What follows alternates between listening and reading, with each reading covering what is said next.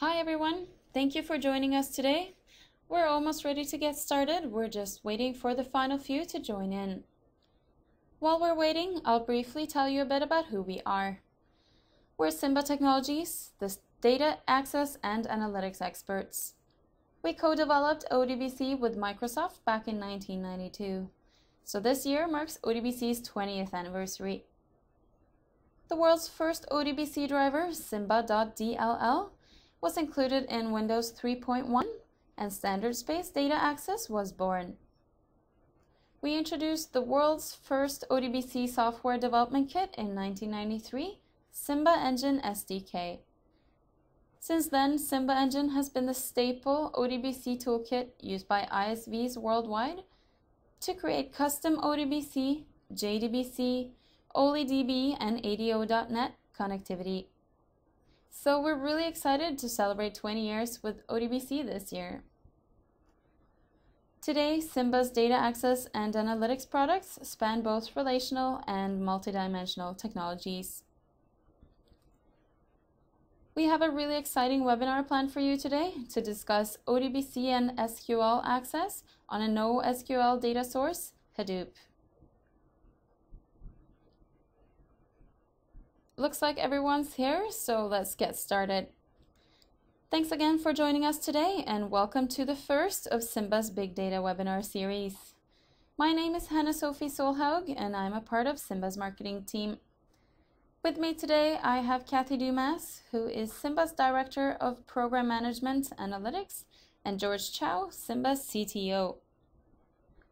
If you have any questions during the webinar, please feel free to submit them at any time, and we will address them towards the end.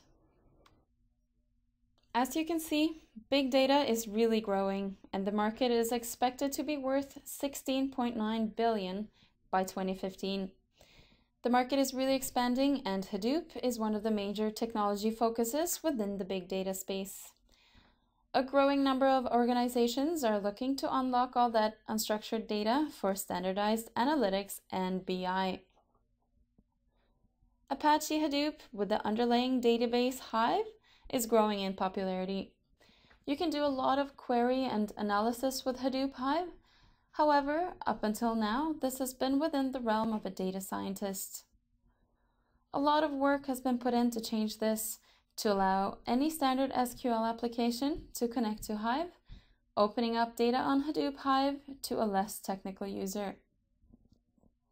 At Simba, we have developed an ODBC 3.52 driver that does exactly this, enabling ad hoc querying and data analysis directly in Microsoft Excel, a BI application most people already have on their desktops.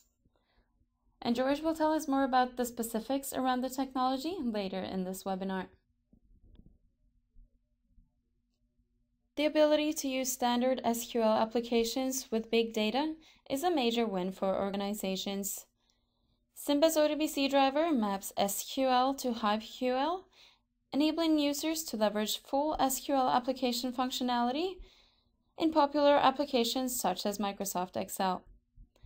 This is a solution that is available now. It's shipping and already used by industry innovators such as DataStax, MapR, and others who have embedded it within their Hadoop distributions.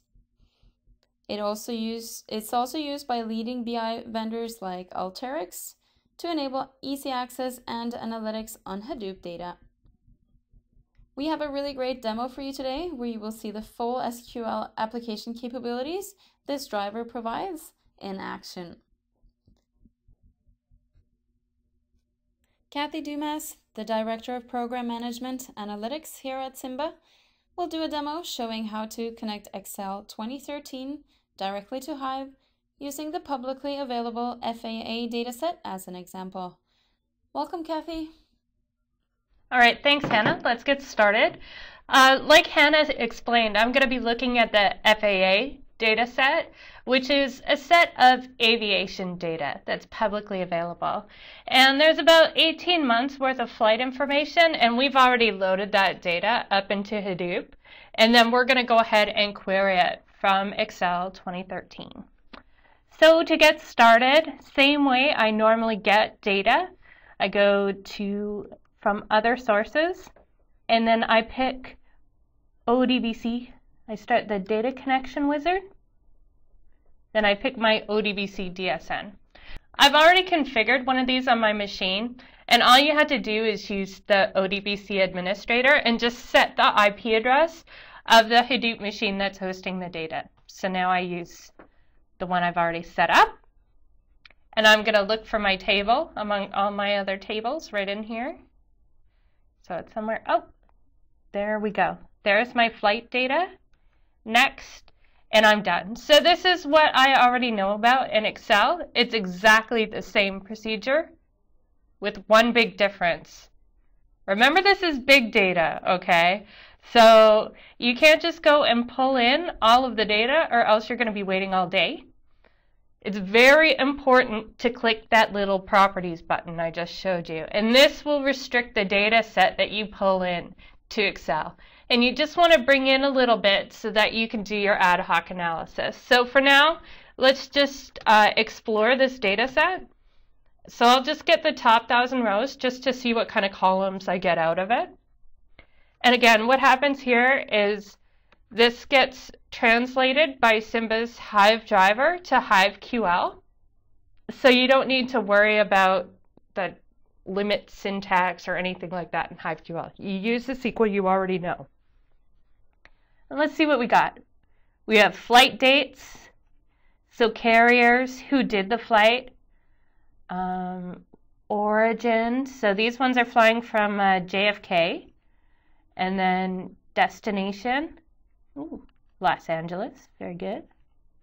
And then there's some other information about these flights. So we have departure delays, lots of information about how the flight went, arrival delays, and so on. So this is great. I can do all kinds of interesting analysis with this data set. So let's think about those flights from JFK to LA. And this is great. I fly between those two cities all the time. So why don't I take a look at some of this historical data? So I've got 18 months of data to determine the best date to fly across the country. And by best, I mean most on time and most punctual, because that is my favorite kind of flight, is one that's on time. So I'm going to use a little bit more advanced SQL here to restrict the amount of data so that I can do some analysis. So I'm going to use my existing connection this time. So I've already picked my table, and I click my very important button. And now I can modify my SQL. So I'm interested in the flight dates. Also, I'm going to just look at flights between JFK and Los Angeles. And I want to look at the delays, so the average delays. So I can use here the standard SQL functions. So this one is average. Obviously, I could sum or count or do any other aggregation. And look, I can even alias the columns here, so I get a user-friendly name coming out. So now I've selected the columns, I've done my aggregation and aliased them.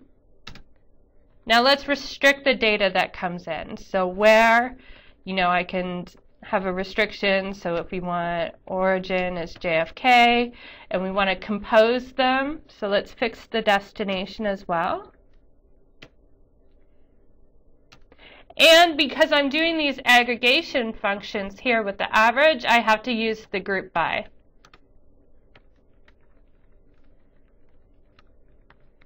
And this is standard SQL. So you can see how many, count the constructs. We've got basic select, functions, aliasing, where clause, group by, 5 different functions. You can do any of the others as well. So what happens here is under the covers, Simba's Hive driver goes and translates this into Hive QL. And this Hive QL, once you've done the Hive query, it goes and gets executed on the big data cluster, and the aggregation happens in the back end, not in Excel. So you need to wait a little bit to actually get the data into Excel. And that's expected for the big data architecture. The queries are designed so that you could take advantage of the back-end hardware to actually do the processing. And, you know, the flip side of that is you get less data on the client and more interactivity down here. So good. Now we've got all of our data, and I can go ahead and do my analysis. So let's plan a trip around Christmas time this year and figure out when I want to fly between JFK and Los Angeles at Christmas. So it's not very exciting to analyze this table. What I'm going to do is I'm going to show you a new feature of Excel 2013 called timelines. And timelines are an interesting way to summarize a pivot table. So we'll pull that up. But before I do that, I have to do a little trick, and this is for Excel. Excel's new features really like to have date columns that are formatted as an Excel date time column. So what I'm going to do is I'm going to augment my data that I pulled out of Hive with a calculated column that makes the data formatted in an Excel-friendly format. So this is just standard. I'm parsing the date with a standard Excel formula here.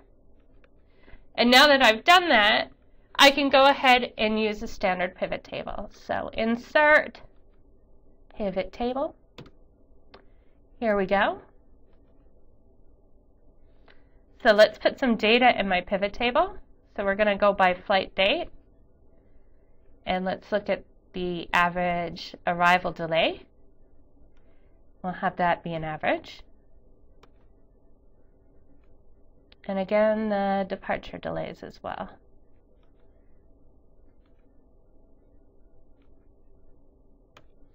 Good. So now we can insert the timeline, which is new up here. We just click the button, and it gets my nicely formatted date from here. And it gives me a nice interactive control, very similar to a slicer, except it's customized for dates. So now I can flip just to December to figure out when to take my Christmas time flights. But I don't want to start, I don't have a whole month to take off work. So let's do 2 weeks tops at Christmas. So let's scale that back. Maybe the 11th is the first day I'll fly. And I got to get there before Christmas Eve. Or my sister might open my presents. And we don't want that. So, okay. There's the 23rd. And that was just kind of a fun way to get all the data into my pivot table. But still, it's kind of boring. Let's find a way to, you know, analyze these delays a little bit better. We can use, this functionality was built into Excel 2010. This is the data bars. So this allows you to figure out which flights are on time here or early and which ones are late. A little bit more interactive. And now I can see what's happening here is that everybody's flying on time until about the 16th, or at least they're departing on time. But the 17th is when the delays begin. And that's big time. The funny thing about these is that the flights are still arriving quite early, but they're departing late. So, but I don't know, I don't trust these because it's so dependent on the weather. You know, when you fly, whether or not the flight arrives on time, you can make up time in the air. There's no way of predicting it. So if I'm going to pick a flight, I'd probably pick these because the departure delays, I think, are a more reliable estimation as to whether or not you're going to get there on time. So good. I've used this data set to help me make a decision. Obviously, I should fly between the 11th and the 16th of December. So that was great. I used the expressiveness of SQL with built-in Excel functionality. But say I wanted to do a little bit more complicated analysis or just add some more variables. So I've decided when I want to fly. Now I need to figure out who I want to fly with. So what I've done for you is I've gone and done another query that gets the carrier information to help me decide what it is, who it is I want to fly with. So in this case, we'll just take a look at the query for the table.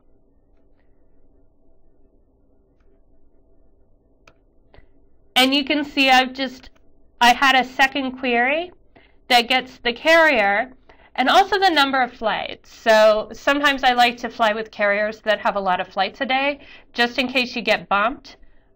They've got a little bit more choice.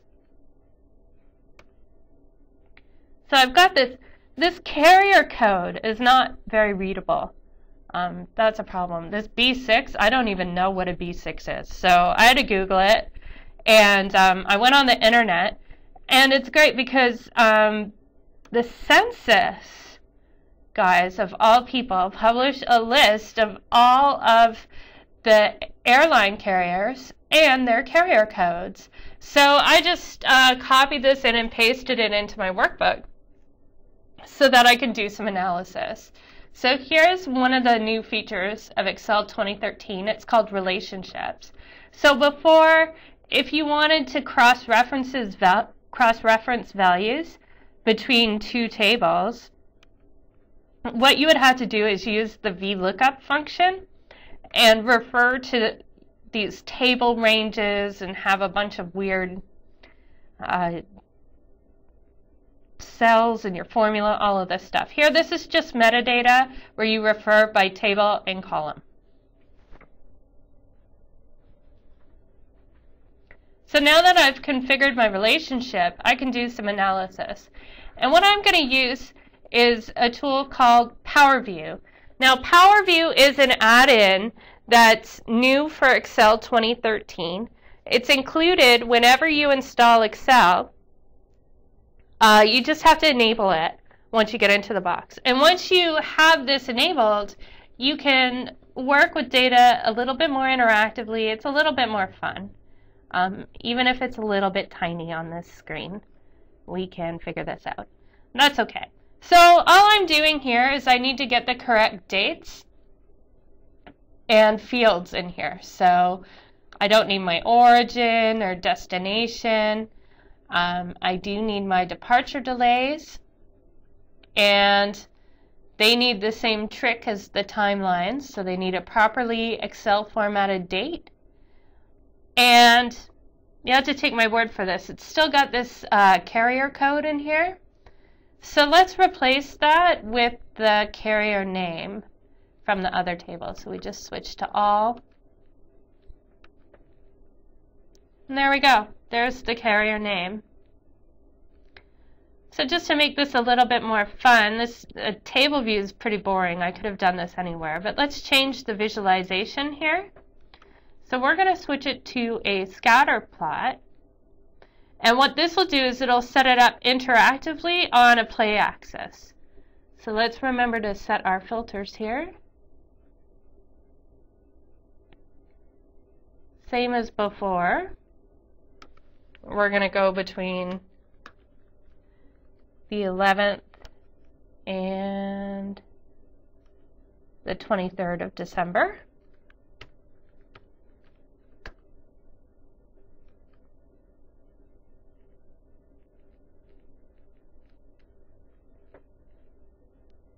Good. So there's the filter. Here's the number of flights. And now we can do our analysis.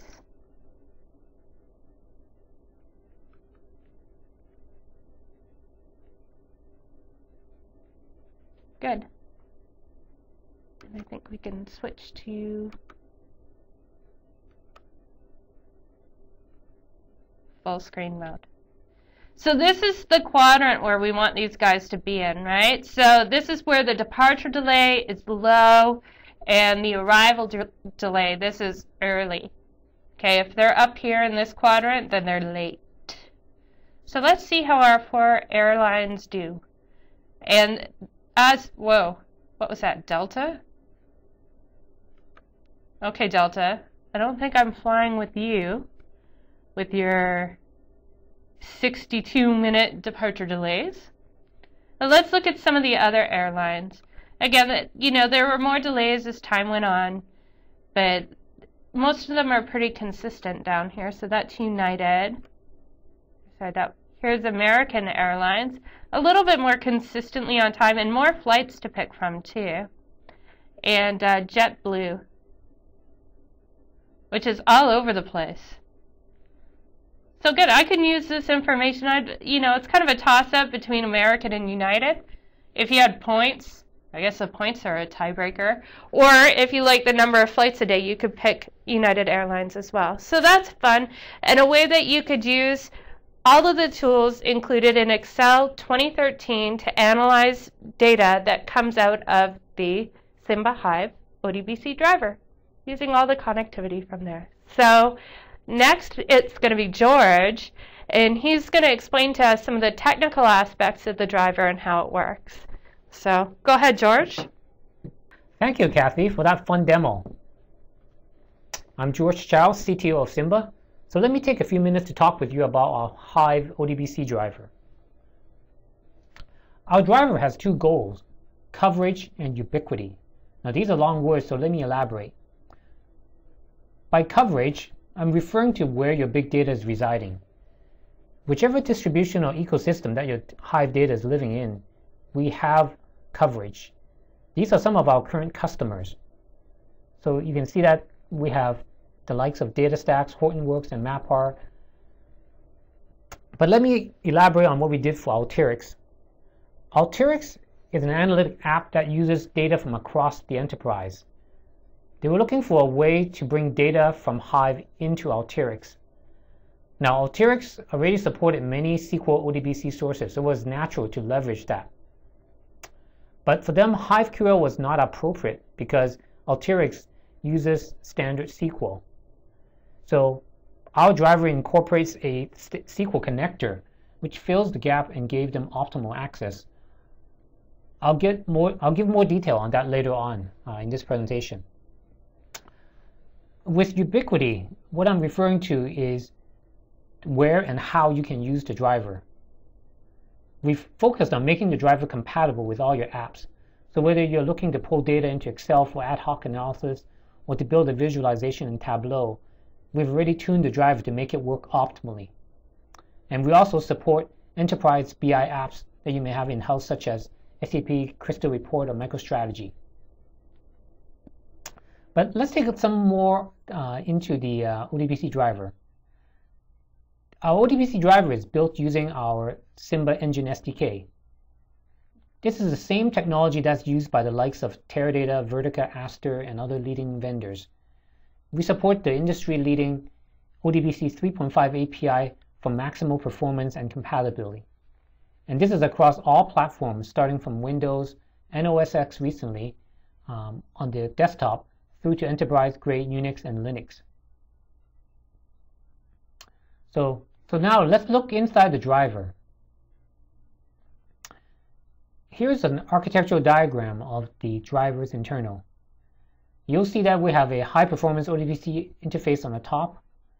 On the bottom edge, you can see that there's a driver implementation that we've developed for Hadoop Hive. Together, these two components gives us the native HiveQL processing capability that's comparable to what's available in the open source Apache drivers out there. But what's really exciting about our driver is the inclusion of the SQL connector that I've highlighted here in red. The SQL connector is a feature within our driver that gives us full standards compliant SQL 92 processing capability. And we can do this because we are using our Simba Engine SDK, which includes a SQL engine and parser. The SQL connector, in a nutshell, translates SQL 92 queries into the equivalent HiveQL. So neither you nor any app need to worry about the nuances of HiveQL and how it differs from SQL. You can just write SQL queries, just like you saw Kathy did earlier, and treat HiveQL like any other SQL sources that you already know, such as SQL Server or Oracle. So what does all this mean? What it means is that in addition to HiveQL, our Hive driver also supports the complete SQL 92 syntax, and having this support means that you can use any app that you have on hand. And so this means shrink-wrap mainstream apps such as Excel or Tableau or Qlik or others, as well as custom in-house apps, are all supported fully.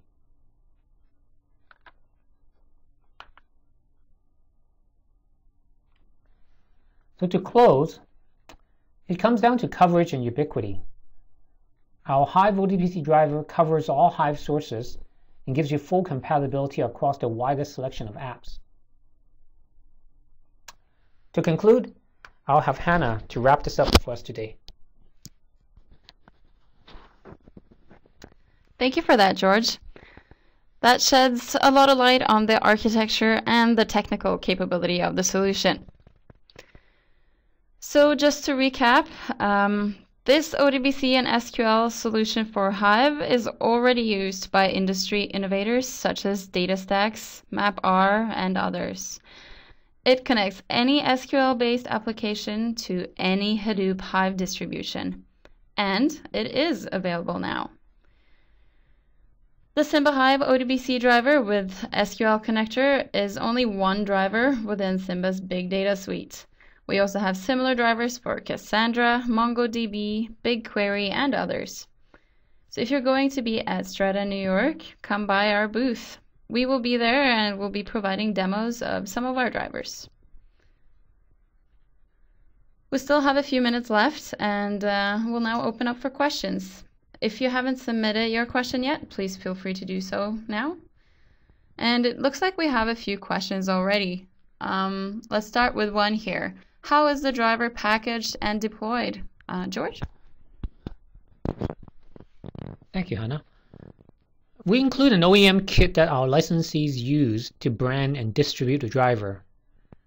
Of course, you can also incorporate the driver directly into your product's packaging if you want it to be transparent to your users. Okay, and next question. That's nice for the desktop, but what about cloud mobile? We support our drivers across all platforms and applications that you saw earlier. So whether your cluster is in the cloud or on-premise, our driver can reach it.